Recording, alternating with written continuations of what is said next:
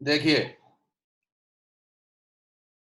बायोलाइफ पर ये जो क्लासेस चल रही हैं आपकी, सबसे पहले मैं ये बता दूं कि मैं और शिवम सर आपके लिए क्लासेस ले रहे हैं। ऑल्टरनेटिवली आपकी क्लासेस होती हैं, एक दिन बॉटनी की, वनस्पति विज्ञान, एक दिन जूलॉजी यानी जंतु विज्ञान।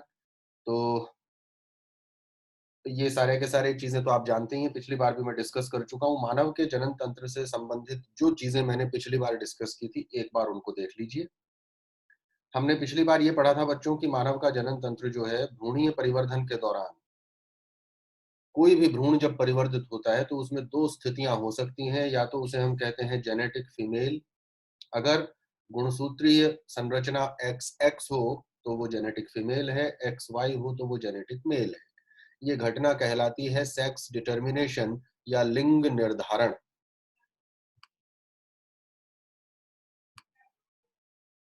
ठीक है, ये घटना कहलाती है लिंग निर्धारण। एक और घटना होती है जिसे हम कहते हैं लिंग विभेदन। ये दोनों चीजें मैं यहां लिख करके थोड़ा सा एक्सप्लेन करूं आपको, एक मिनट रुकिए।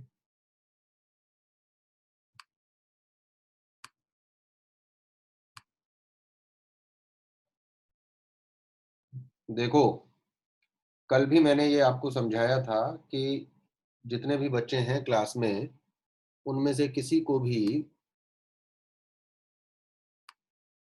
स्क्रीन पर कुछ एनोटेशन नहीं करना है, यानी कि लिखना नहीं है। हालांकि मैंने डिसेबल कर दिया है उसे, लेकिन इससे बाकी बच्चों को डिस्टरबेंस होता है और स्क्रीन पर कुछ ना कुछ चीजें रेंडमली चलती रहती हैं। तो आप सब लोग केवल अपना वीडियो और ऑडियो अपनी तरफ से दोनों बंद रखेंगे। मेरी आवाज आपको सुनाई दे रही है, मेरा वीडियो भी आपको दिखाई दे रहा है और स्क्रीन भी आपको दिखाई दे रही है। हाँ, तो मैं आपको ये कह रहा था कि जो पहली घटना घटित हुई, ये तो थी लिंग विभेदन।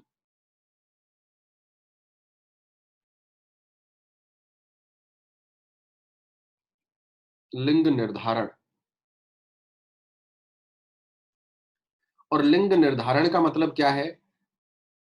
ये कैसी परिघटना है? गुणसूत्रीय घटना, या इसको हम कहेंगे क्रोमोसोमल इवेंट। क्योंकि लिंग का निर्धारण कैसे होगा बच्चों? लिंग का निर्धारण इसी तरह से होगा, या तो डबल एक्स या एक्स वाई, यानी एक्स एक्स या एक्स वाई, इनमें से जो भी स्थिति होगी उसी स्थिति के अनुसार लिंग निर्धारित होगा। लेकिन लेकिन लिंग निर्धारण का मतलब ये नहीं है कि लिंग विभेदन की प्रक्रिया भी हो गई। लिंग विभेदन एक बिल्कुल अलग घटना है। तो इसके नीचे मैं दूसरी चीज मेंशन कर रहा हूं अब, वो है लिंग विभेदन।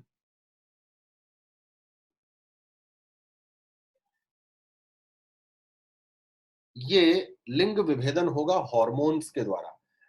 टेस्टोस्टेरॉन स्रावित होगा तो ये जो भ्रूण है, इसमें वृषण और अन्य संरचनाएं विकसित होना आरंभ होंगी। और अगर टेस्टोस्टेरॉन सीक्रेट नहीं हुआ, टेस्टोस्टेरॉन हार्मोन स्रावित नहीं हुआ, तो इसमें जो जननांग है वो अंडाशय और अन्य संरचनाएं बनना आरंभ हो जाएंगी।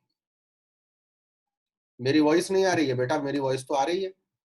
यहां से मुझे दिखाई दे रहा है कि मेरा वॉइस आउटपुट प्रॉपर है। अभिषेक, बाकी बच्चों के साथ भी समस्या है क्या?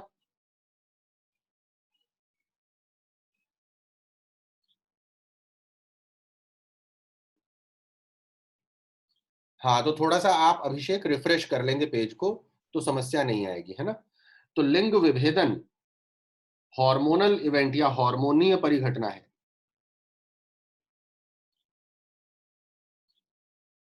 ये आपको याद रखना है, दो अलग अलग बातें हैं। लिंग निर्धारण यानी कि जैसा कि मैंने अभी बताया, सेक्स डिटर्मिनेशन। सेक्स डिटर्मिनेशन होता है किससे? क्रोमोसोम से। और लिंग विभेदन यानी सेक्स डिफरेंशिएशन, ये होता है हार्मोनल इवेंट, यानी कि सेक्स डिफरेंशिएशन। ठीक है। अब भ्रूणीय परिवर्धन के दौरान ये तो तय हो गया कि जेनेटिक मेल है या जेनेटिक फीमेल, लेकिन टेस्टोस्टेरॉन अगर स्रावित होगा तो ऐसी स्थिति में नर जननांग बनना आरंभ हो जाएंगे। टेस्टोस्टेरॉन स्रावित नहीं होगा तो मादा जननांग बनेंगे। यानी आरंभ में जो ऊतक होता है किसी भी भ्रूण में, उससे दोनों ही चीजें बन सकती हैं। वृषण भी बन सकता है, अंडाशय। आरंभ में जो नलिका होती है उससे अंडवाहिनी भी बन सकती है, उससे शुक्रवाहिनी भी बन सकती है। यानी उसका भविष्य अभी निर्धारित नहीं हुआ है। आ गई बात समझ में? ऐसी संरचनाओं को हम कहते हैं बाइपोटेंशियल गोनैड्स, यानी जिनकी 2 रूपों में परिवर्तित होने की संभावना हो। टेस्टोस्टेरोन उपस्थित होगा तो नर जननांगों में वो परिवर्तित हो जाएंगे, टेस्टोस्टेरोन नहीं होगा तो मादा जननांगों में परिवर्तित हो जाएंगे। चलिए, ये नर जनन तंत्र का अरेंजमेंट मैंने आपसे पिछली बार डिस्कस किया था, एक बार जल्दी से देख लें। ये वृषण है, इसी को मैंने आगे ले जाकर थोड़ा बड़ा बनाया था, स्ट्रक्चर को फिर से देख लें, इसमें हिंदी में लेबल किया हुआ है सब। ये जो आपको पर्पल बैंगनी कलर की संरचना दिख रही है, अंडाकार संरचना, ये वृषण है। वृषण के चारों तरफ वृषण कोश है, यहाँ अधिवृषण है। अधिवृषण से ये जो नलिका ऊपर की तरफ जा रही है, ये शुक्रवाहिनी है। शुक्रवाहिनी शुक्राशय की नलिका से समेकित हो जाती है, और ये जो पीले रंग की छोटी नलिका आपको यहाँ दिखाई दे रही है बच्चों, ये है इजैक्यूलेटरी डक्ट या स्खलन नलिका। स्खलन नलिका अंततः यूरेथ्रा में जाकर के खुल जाती है, ये यूरेथ्रा है बीच में से जो जा रहा है। ये तो डक्ट सिस्टम हुआ सारा। सहायक जनन ग्रंथियां इसमें 3 प्रकार की हैं। ये जो 3 प्रकार की सहायक जनन ग्रंथियां हैं, ये कौन-कौन सी हैं देखो जरा। सबसे पहली शुक्राशय, ये सहायक जनन ग्रंथि है, एक जोड़ी, एक इधर एक इधर। दूसरी ये जो लाल रंग की ग्रंथि दिख रही है जिसने यूरेथ्रा के आरंभिक भाग को आवरित कर रखा है, ये है प्रोस्टेट ग्रंथि, पौरुष ग्रंथि। और तीसरे नंबर पर ये जो नीले कलर की ग्रंथियां दिखाई दे रही हैं, ब्लू कलर की छोटी-छोटी, जिनको हम कहते हैं काउपर ग्रंथि या बल्बोयूरेथ्रल ग्रंथि। आ गई बात समझ में? 3 संरचनाएं हो गई। और अंत में पेनिस, यानी कि शिशन। तो नर जनन तंत्र में क्या-क्या चीजें हो गई? वृषण, देखते जाओ, अधिवृषण, शुक्रवाहिनी, स्खलन नलिका, यूरेथ्रा जिसे मूत्रोजनन नलिका भी कहा जाता है,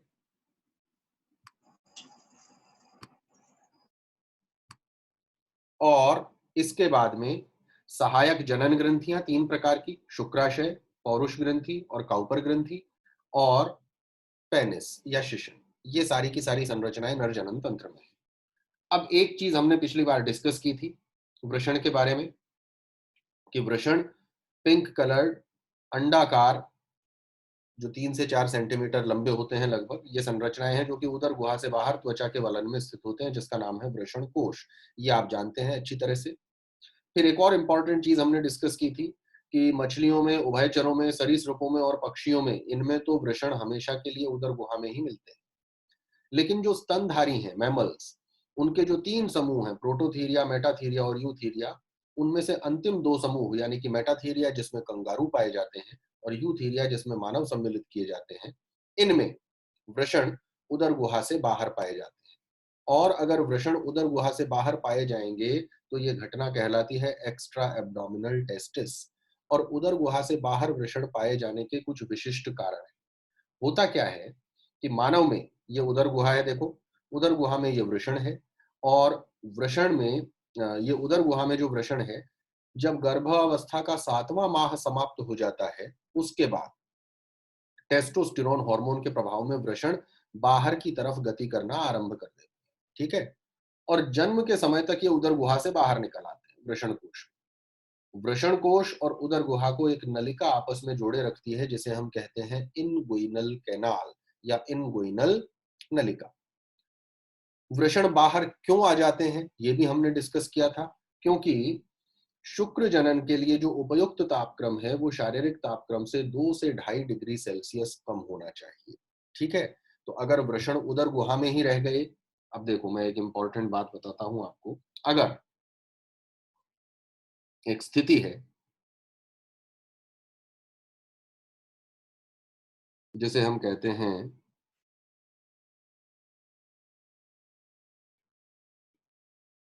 क्रिप्टॉर्किडिज्म। क्रिप्टॉर्किडिज्म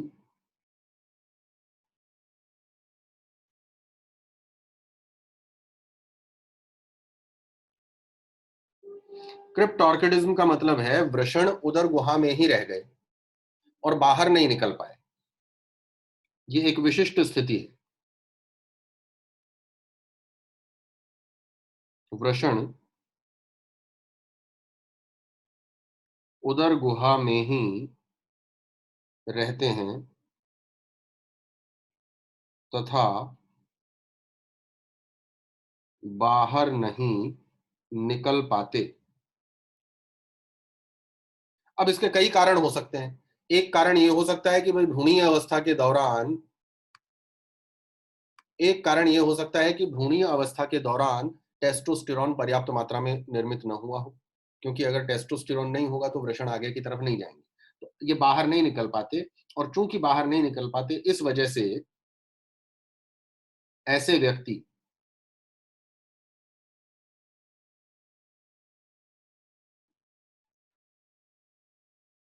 प्रजनन क्षम नहीं होते।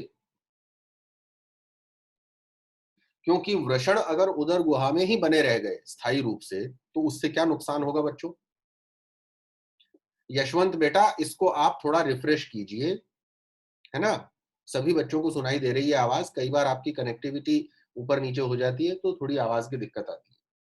तो खैर, क्रिप्टोर्किडिज्म, वृषण उदर गुहा में ही रहते हैं तथा बाहर नहीं निकल पाते, और ऐसे व्यक्ति प्रजनन क्षम नहीं होते। ठीक है ना? तो यह क्रिप्टोर्किडिज्म की स्थिति है जो कि आपको याद रखनी है, पूछा जा रहा है। बाकी सब बच्चों को तो सुन रहा है ना आवाज? कोई दिक्कत तो नहीं आ रही है? यशवंत, आपको आवाज सुनाई देनी शुरू हुई कि नहीं? एक बार सभी बच्चे रिप्लाई करेंगे। आवाज सुन रही है सबको? और दिखाई भी दे रहा है वीडियो? Very good.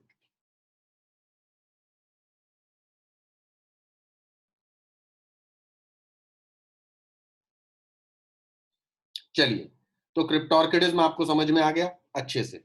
अब हम वृषण की संरचना पर चलते हैं।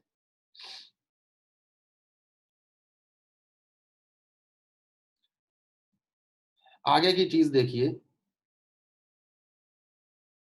वृषण के चारों ओर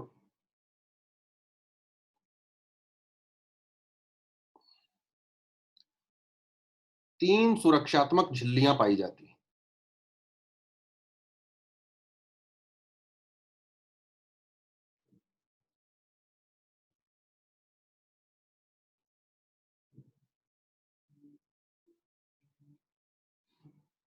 अब इन 3 सुरक्षात्मक झिल्लियों के बारे में जानेंगे। मैं पहले इनके नाम लिखे देता हूं। सबसे पहली ट्यूनिका वजाइनैलिस। ट्यूनिका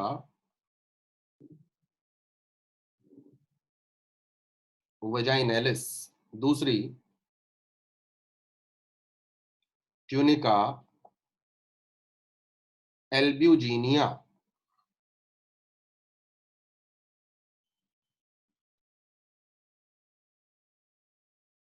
और तीसरी ट्यूनिका वेस्कुलोसा।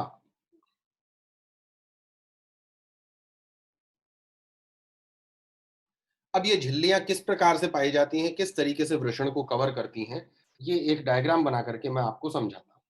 ठीक है ना? एक मिनट रुकिए।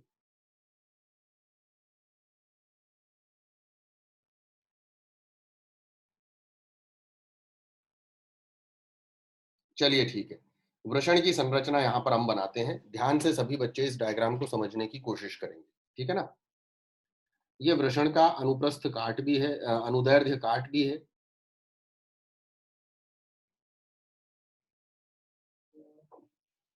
देखो, ये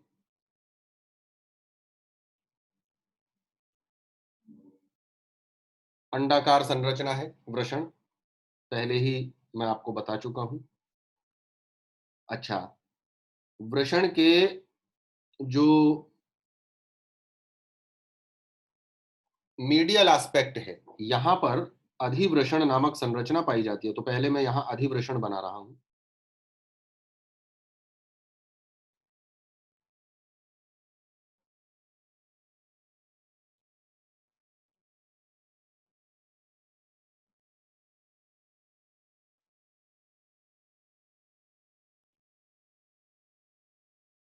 ये अधिवृषण है।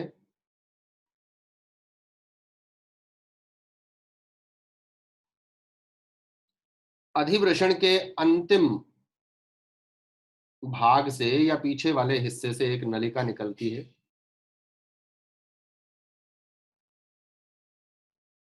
इसी नलिका को हम कहते हैं वासा डिफरेंशिया या शुक्रवाहिनी। ध्यान से देखिए इसको, ये शुक्रवाहिनी है। ठीक है,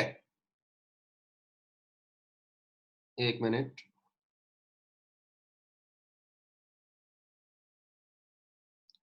अब इसके बाद में देखिए, तीन जो सुरक्षात्मक आवरण अभी मैंने आपको बताए, अब मैं उन तीनों को एक्सप्लेन करता हूं। सबसे पहले देखिए, ये सबसे बाहरी आवरण है जिसकी दोहरी झिल्लियां पाई जाती हैं। ये जो नीले रंग की संरचना आप देख रहे हैं, सबसे पहली झिल्ली मैंने क्या लिखी थी बच्चों वहां पे ऊपर?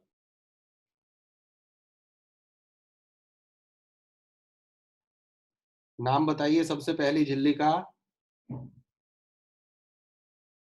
सबसे पहली झिल्ली मैंने ऊपर लिखी थी ट्यूनिका वेजाइनैलिस।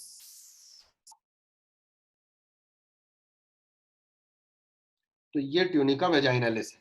ठीक है, ट्यूनिका वेजाइनैलिस के दो रिफ्लेक्शन है, एक बाहर की तरफ, एक भीतर की तरफ।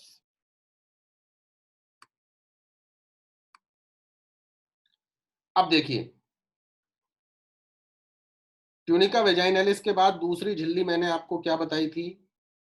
दूसरी झिल्ली मैंने आपको बताई थी ट्यूनिका एल्ब्यूजिनिया। तो ये दूसरी झिल्ली है ट्यूनिका एल्ब्यूजिनिया, जो कि वृषण के अंदर प्रवेश करके इसे अनेक छोटे छोटे कक्षों में विभक्त कर देती है। ये छोटे छोटे कक्ष दिख रहे हैं आपको, ये दूसरी झिल्ली है ट्यूनिका एल्ब्यूजिनिया। और तीसरी झिल्ली सबसे अंदर की तरफ होती है, इसे मैं यहां ड्रॉ करता हूं, इससे बिल्कुल चिपकी हुई। ये जो ग्रीन कलर का मेम्ब्रेन अब मैं बना रहा हूं यहां, ये ट्यूनिका वेस्कुलोसा। मैं इनको लेबल करूंगा अभी सबको, पहले एक बार आप समझ लें। देखिए ऊपर क्या लिखा है मैंने, तीन चीजें। वृषण के चारों ओर तीन सुरक्षात्मक झिल्लियां पाई जाती हैं। ध्यान से देखिए सभी बच्चे, ट्यूनिका वेजाइनैलिस, ट्यूनिका एल्ब्यूजिनिया और ट्यूनिका वेस्कुलोसा। ठीक है, मैं तीनों मेम्ब्रेन आपको समझाता हूं। उससे पहले मैं इसके चारों तरफ, इसके चारों तरफ ये वृषण कोश है,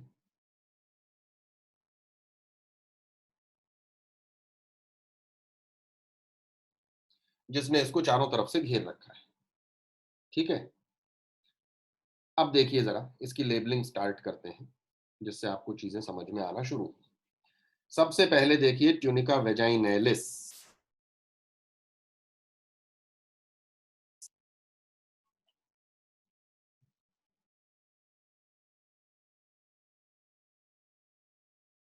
ये है आपका ट्यूनिका वेजाइनैलिस।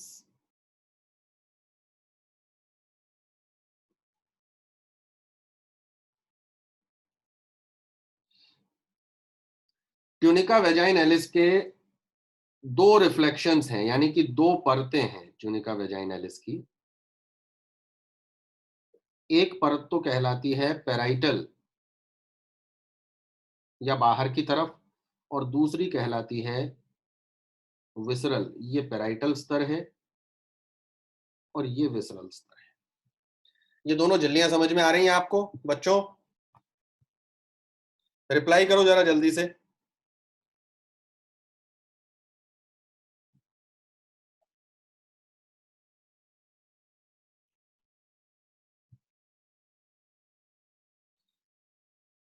क्लियर। अब एक चीज और बताता चलूं मैं यहां आपको कि ये जो ट्यूनिका वेजाइनैलिस है, ये असल में सामान्य शल की उपकला से बनी होती है। सामान्य शल की उपकला समझते हैं ना आप, चपटी कोशिकाएं, उसके दो रिफ्लेक्शन है। इन दोनों के बीच की जो जगह है, ये जगह कहलाती है वेजाइनल सीलोम।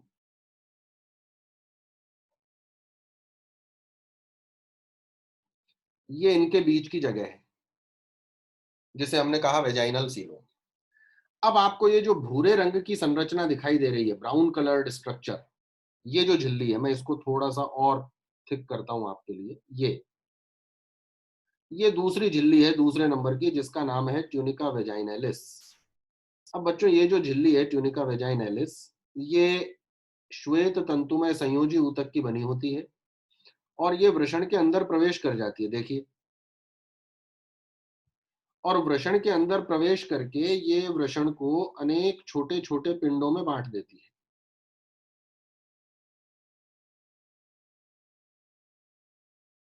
ये दूसरी झिल्ली है जिसका नाम है ट्यूनिका एल्ब्यूजिनिया।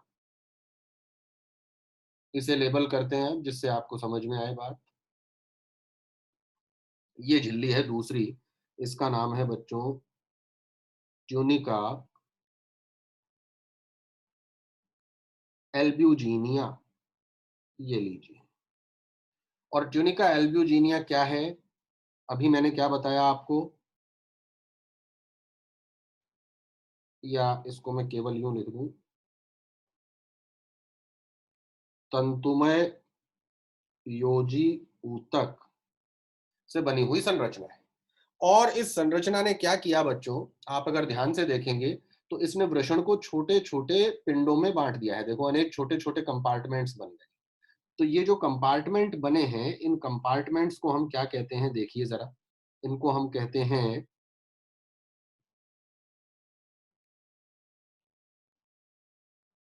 टेस्टिकुलर लॉब्यूल्स। ये जितनी भी संरचनाएं बनी, जस्ट अ मिनट,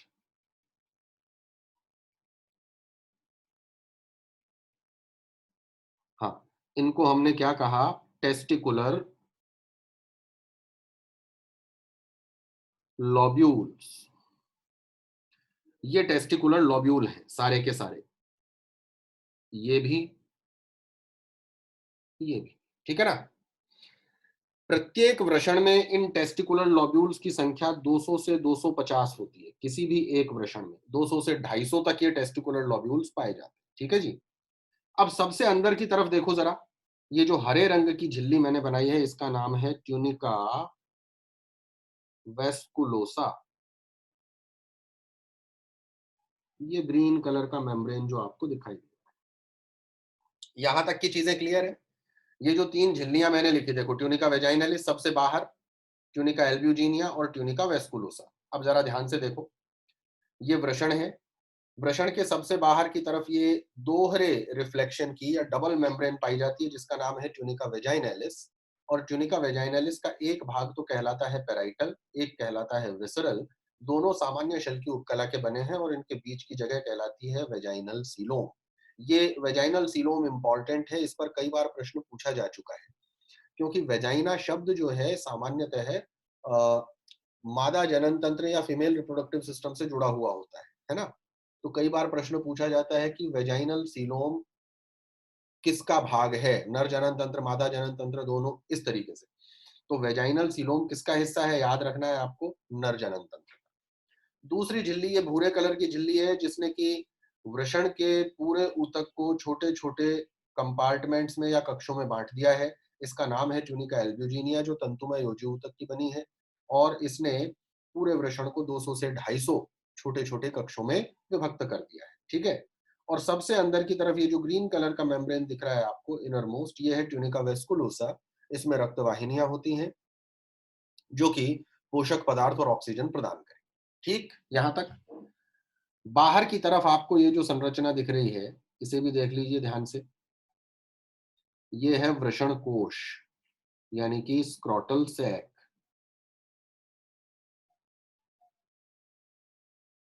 ये स्क्रॉटल सैक है। अब हम आते हैं टेस्टिकुलर लॉब्यूल्स के अंदर। तो टेस्टिकुलर लॉब्यूल्स के अंदर जरा ध्यान से देखेंगे सभी बच्चे, हैव अ लुक। प्रत्येक टेस्टिकुलर लॉब्यूल में इस प्रकार की कुंडलित संरचनाएं होती हैं। ये कुंडलित संरचनाएं आगे जाकर के सीधी होने लगती हैं। इधर तो कुंडलित है, लेकिन मीडियल एस्पेक्ट पर जाकर ये सीधी होने लगती हैं इस प्रकार से। ये जो नलिकाएं हैं, इन्हीं नलिकाओं को कहा जाता है बच्चों शुक्र जनन नलिकाएं या सेमिनीफेरस ट्यूब्यूल। किसी भी पिंड में इनकी संख्या 2 या 3 होती है, या तो 2 या 3, इससे ज्यादा नहीं होगी।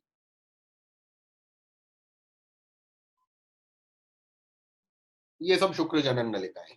ठीक है जी, इसे भी लेबल किए देते हैं।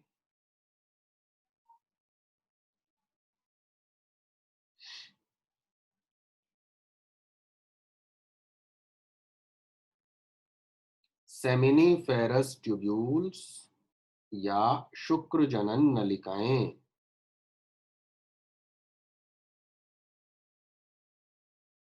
ठीक है, ये शुक्र जनन नलिकाएं हैं। अब आप ध्यान से देखिए, ये शुक्र जनन नलिकाएं इस तरफ आ गई हैं, और इस तरफ आने के बाद ये सब आपस में मिलकर के एक इस प्रकार की संरचना बनाती है, आपस में जुड़ा हुआ नेटवर्क एक। ये संरचना कहलाती है बच्चों रेटे टेस्टिस, इसका नाम है रेटे टेस्टिस।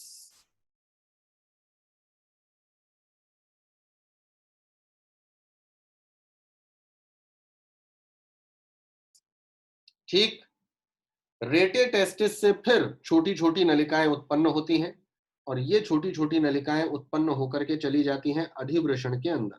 ये देखिए, ये जो नलिकाएं अधिवृषण के अंदर प्रवेश कर गई हैं, इन नलिकाओं को कहा जाता है वासा एफेरेंशिया।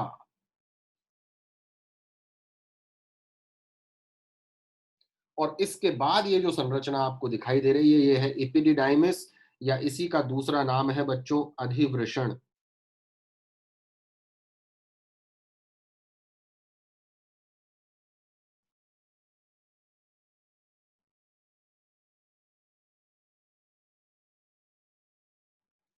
आ रही है बात समझ में? ये हो गया अधिवृषण। और अधिवृषण से ये जो नलिका ऊपर की तरफ निकल रही है, इसका नाम है बच्चों वासा डिफरेंशिया,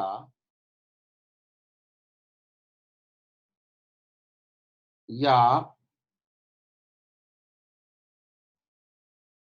शुक्रवाहिनी। अब जरा एक बार इस पूरे स्ट्रक्चर को देखिए ध्यान से।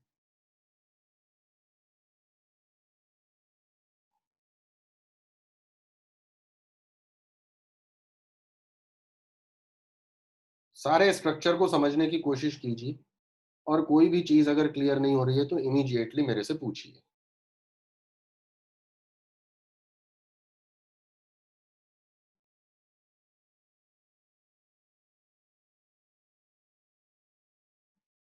देखो, ध्यान से देखो अब इसको।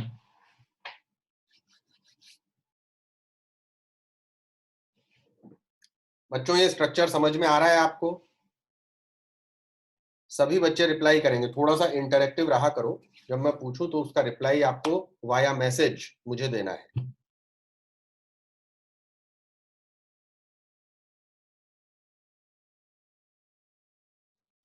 गुड, बहुत अच्छे। एक बार फिर से आपको समझाए देता हूं। ये वृषण का सेजिटल सेक्शन है, अनुदैर्ध्य काट है। एक बार वापस से पूरा स्ट्रक्चर देखिए। सबसे बाहर की तरफ ये देखिए वृषण कोश है, deeply pigmented pouch of skin, त्वचा का ये पाउच है। इसके अंदर ये वृषण है। वृषण के बाहर 3 सुरक्षात्मक आवरण है। पहला सुरक्षात्मक आवरण ये रहा, फर्स्ट ट्यूनिका वेजाइनलिस, जिसके 2 रिफ्लेक्शन है, विसरल और पेराइटल।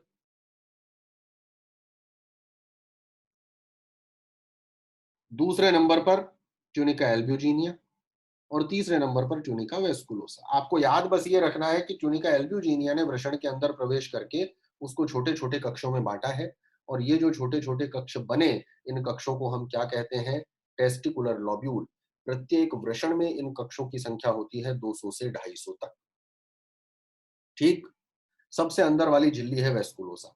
अब प्रत्येक टेस्टिकुलर लॉब्यूल में, प्रत्येक वृषण पिंडक में 2 से 3 अत्यंत कुंडलित नलिकाएं हैं। इन कुंडलित नलिकाओं का नाम है सेमिनिफेरस ट्यूब्यूल या शुक्र जनन नलिकाएं। ये नलिकाएं अपने मीडियल एस्पेक्ट की तरफ, यानी कि अंदर की तरफ आते आते सीधी होती जाती हैं। इधर तो कुंडलित होती है, फिर सीधी, और सीधी होकर इन्होंने एक जाल बना लिया है नलिकाओं का, और इस जाल को हमने क्या कहा? रेटे टेस्टिस। रेटे टेस्टिस से छोटी-छोटी नलिकाएँ उत्पन्न हुई और उत्पन्न होकर ऊपर चली गईं, जिनको हमने क्या कहा? वासा एफरेंशिया।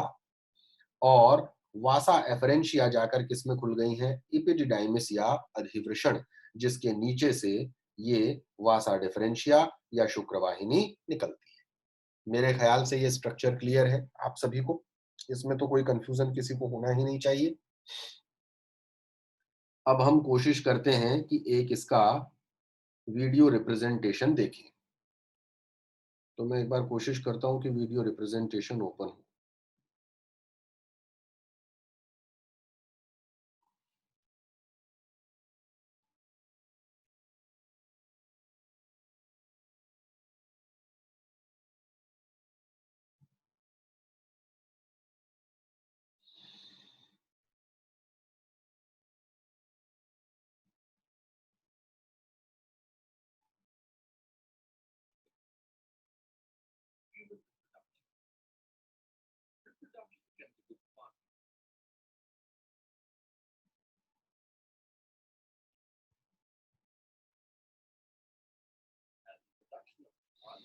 अच्छा ठीक है, इसमें वीडियो रिप्रेजेंटेशन हमारा आ नहीं पा रहा है। उसको नेक्स्ट क्लास में आपको डिस्कस करेंगे। अभी आप इसी पर आ जाएं। इसमें कुछ चीजें मैं आपको और समझाए देता हूं। स्ट्रक्चर तो क्लियर हो ही गया है सब बच्चों को। अब मैं दो तीन चीजें नीचे मेंशन करता हूं, जो अभी हमने ऊपर पढ़ा है, बस उसी के बारे में मैं चीजें लिखूंगा, ध्यान से इनको देखते जाइए। देखो, झिल्लियां तो हो ही गई, आगे देखिए। अब आगे ये है इंपॉर्टेंट बात कि ट्यूनिका एल्ब्यूजिनिया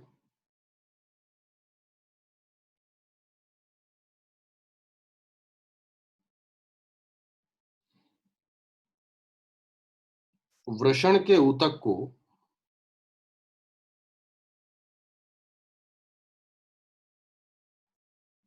अनेक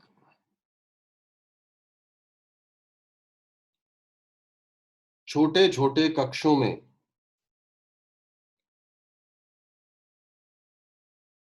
विभक्त कर देती है, जिन्हें टेस्टिकुलर लॉब्यूल्स कहा जाता है। एक बात। दूसरी बात, प्रत्येक वृषण में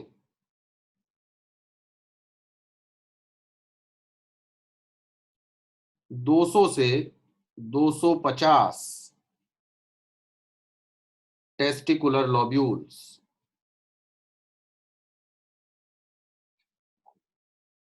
पाए जाते हैं। और तीसरा,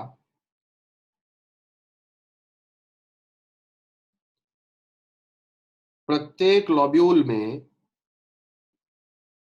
2 से 3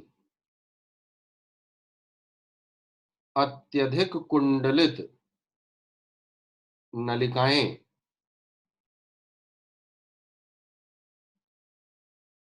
पाई जाती हैं, जिन्हें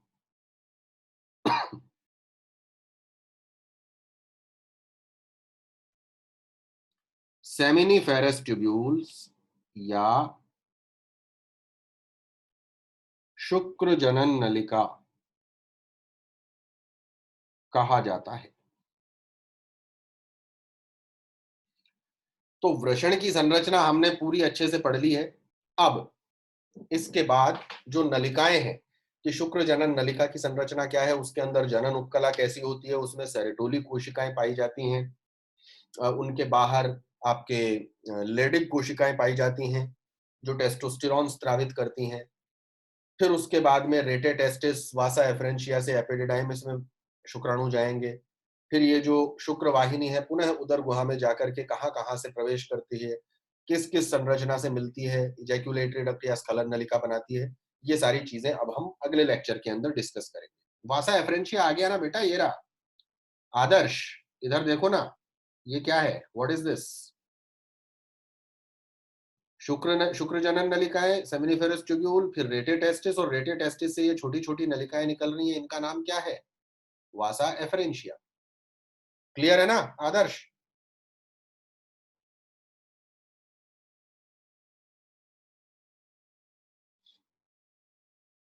गुड।